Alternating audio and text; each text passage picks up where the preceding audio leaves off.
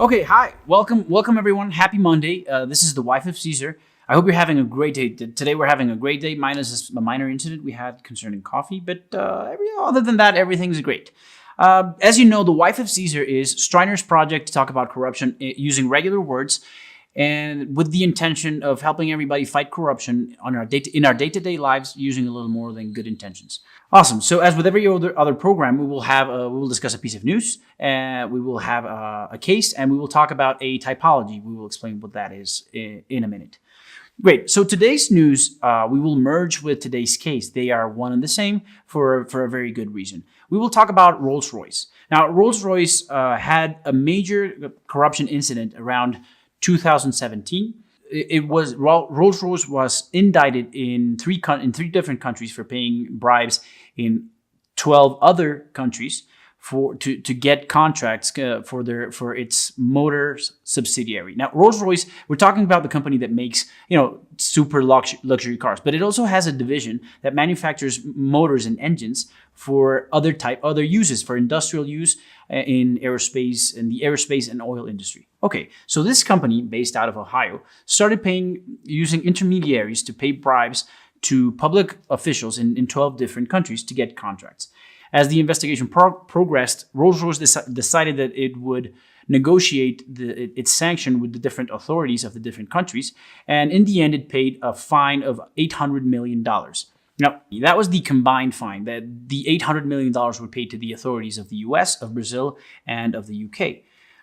What's interesting is that even though it may sound counterintuitive, there is a way, and it is not improper. It is not a crime to negotiate your sanctions. We use a tool that is very broadly used in the world of corporate crime and corporate prosecutions, known as a DPA, or deferred prosecution agreements, which is another way of saying that the person who was indicted of a crime goes to the authority and says, you know what, let's negotiate. I will admit to whatever crime you are charging me with. I will cooperate with your investigation. I will hand over information. I will do this and this and that. And in exchange for that, you will spend less time investigating me, less money investigating, less, taxpayer money investigating me.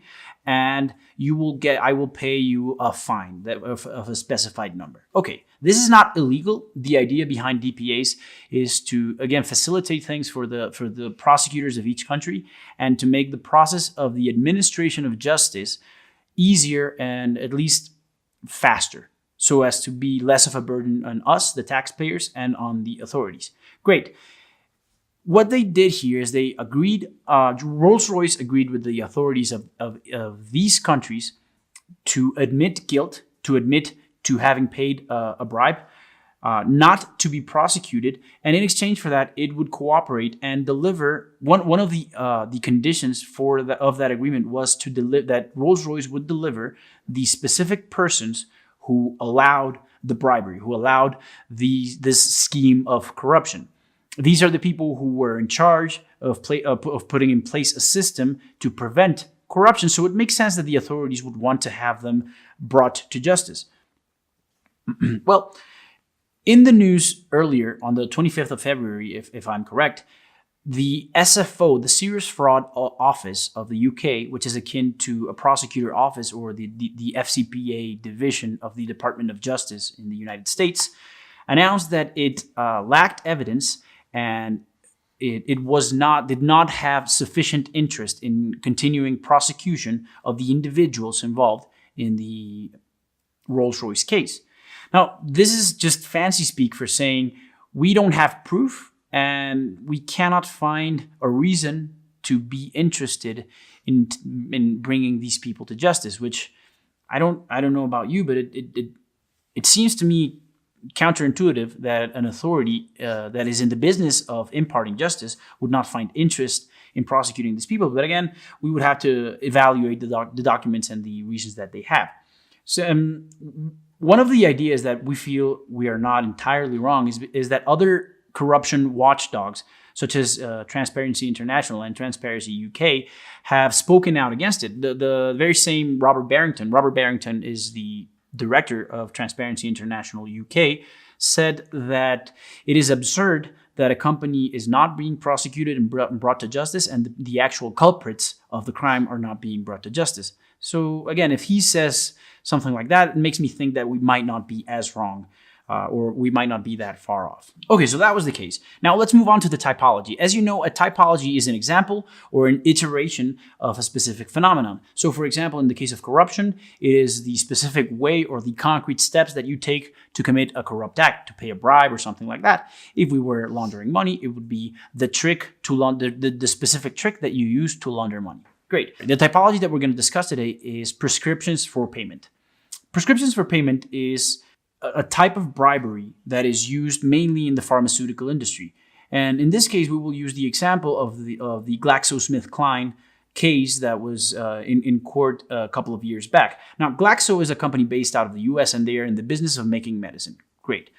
Glaxo was accused of using its Chinese subsidiary to pay off doctors who happened to work for the government, because in China, almost everything is state-run or a state entity, and so is medicine. And Glaxo was paying off these doctors in exchange for them issuing prescriptions for their medications, which is to the detriment of the patients and to the detriment of the legal system. In this typology, Glaxo and the people who do it would not openly offer cash to these doctors, but would rather offer to take them on seminars and retreats to discuss the advantages of their new medications. Now, this at face value is not necessarily wrong, but what Glaxo was doing is they were flying out doctors, Chinese doctors, to resorts and luxury hotels and fancy places around the world, providing them with very expensive gifts, very expensive trips. And on those trips, they would maybe spend 15 minutes discussing the new medication, and the remaining 2-3 days were spent in lavish luxury. Sometimes they even gave them vouchers, traveler's checks, or maybe even cash, just for them as an allowance for them to go shopping. The problem with this is, again, it undermines the legal system of the specific country, in this case China, and it directly harms the public that is served by, or that should be served by, this service. So the patient. The patient has no way of knowing whether the doctor is prescribing that medication because he or she thinks it's the best medication, or because he or she is getting her pockets lined by Glaxo. By the way, that was actually very bold of Glaxo, because in China, as many of you might know, bribery is an offense punishable by death, which is, never pay a bribe in China. Please don't put us in that position. Even Glaxo's head for China operations was detained, and everybody was worried that he might be sentenced to death. In the end, he just paid a fine and was deported from China to the UK. And I think he is now very comfortable in his home. Nobody knows, really. But anyway, that was our typology for today. And this is it for today. Again, thank you for joining us. This has been The Wife of Caesar. My name is Michel Levien, or Michel Levien. Either's fine. And I'd like to leave you, as always, with one reminder. Corruption should be reported. Every case of corruption should be reported, yes, but only do so if you feel absolutely safe. If you have any reason to feel concerned about your own safety, your personal safety, or the safety of others, do not report it immediately. Reach out to people whom you trust. If you have questions about how to do it, or about whether or not something you're witnessing is corruption, you feel free to write us, please, at info@streiner.mx, and we would be glad to help you in any way we can. Again, thank you and have a happy Monday.